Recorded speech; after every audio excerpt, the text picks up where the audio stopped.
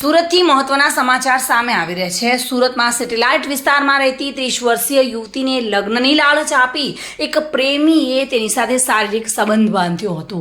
બાદમાં યુવતી ગર્ભવતી થઈ હતી, પરંતુ સાથે તે કેન્સરની પીડિત પણ થઈ હોવાની તે નરાધમને જાણ થતાં તેને તરછોડી દીધી હતી। જો કે કેન્સરની સારવાર દરમિયાન પણ આ નરાધમે યુવતીનો દેહ અભડાવ્યો હતો। સુરતમાં ઉમરા વિસ્તારમાંથી એક યુવતી સાથે દુષ્કર્મની ઘટના સામે આવી છે, જેમાં સુરેશ નામના ઈસમ મારફતે એક યુવતી પરેશ નામના યુવકના સંપર્કમાં આવી હતી।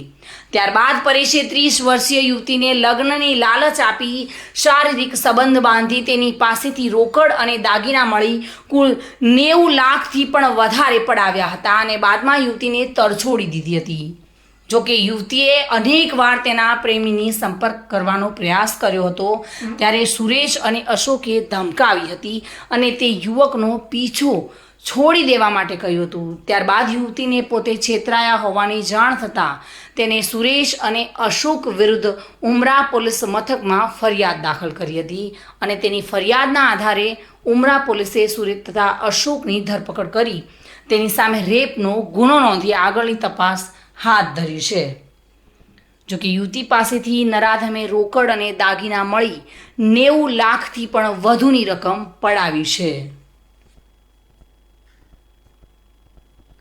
પ્રેમીએ લગ્નની લાલચે યુવતી પાસેથી દાગીના ગીરવે મુકાવીને 16,50,000 જેટલા રોકડા તથા દાગીનાના વેચાણના 24,42,000 રૂપિયા અને 50 લાખ રોકડ રકમ મળી કુલ 90,92,000 જેટલા પડાવ્યા હતા અને યુવતીને તરછોડી હતી। બાદમાં સુરેશ અને અશોકે તેને ધમકાવી હતી।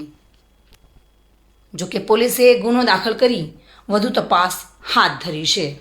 सूरत में उमरा पुलिस स्टेशन की हद में फरियादी ने पुलिस स्टेशन में आके कंप्लेन की कि एक आरोपी जिसका नाम परेश लाबू भाई माणिया है, इसने उसके साथ में कई जगह पे बहला कुचला के दुष्कर्म किया है और साथ ही 90 लाख रुपए जिसमें से 16 लाख रुपए के उसके दागीने कहीं गिरवी रखे हैं, 24 लाख रुपए के दागीना बेच दिए हैं और बाकी का अमाउंट जो है वो कैश लिया है। ये शेयर बाजार में निवेश करने के नाम पे लिया और बाद में ये पैसा भी वापस नहीं लौटाया और पीड़िता है उसको बहला फुसला के सूरत के कुछ होटल्स में, गोवा के कुछ होटल्स में और मुंबई के कुछ होटल में उसके साथ दुष्कर्म किया।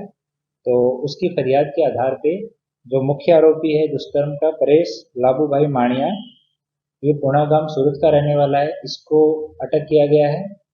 इसके साथ में 2 आरोपी हैं जो इसके साथ जो चीटिंग हुई 90 लाख रुपए की, उसमें मुख्य आरोपी के सहयोगी थे सुरेश घनश्याम भाई बुहा और अशोक रामजी भाई बोंगलिया। तो इसमें से 2 आरोपियों को अभी अटक किया गया है और तीसरे आरोपी है उसकी तपास अभी चालू है। सुनील गांजावाला साथे bureau report, today Gujarati news.